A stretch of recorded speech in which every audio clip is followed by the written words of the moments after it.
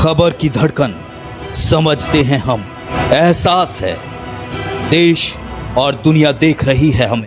नमस्कार, मैं हूं मोबिना महक और आप देख रहे हैं इस वक्त की खबर। 1 फरवरी सन 2025 से 19 किलो वाला कमर्शियल गैस सिलेंडर 7 रुपए तक महंगा हो गया है। दिल्ली में इसकी कीमत 7 रुपए बढ़कर 1804 हो गई है। पहले ये 1797 रुपए में मिल रहा था। कोलकाता में ये 4 रुपए बढ़कर 1911 में मिल रहा है। पहले इसके दाम 1907 रुपए थे। हालांकि 14 किलो वाले घरेलू गैस सिलेंडर की कीमतों में कोई बदलाव नहीं हुआ है। दिल्ली में ये 803 रुपए का मिल रहा था और मुंबई में 802 रुपए का मिल रहा है।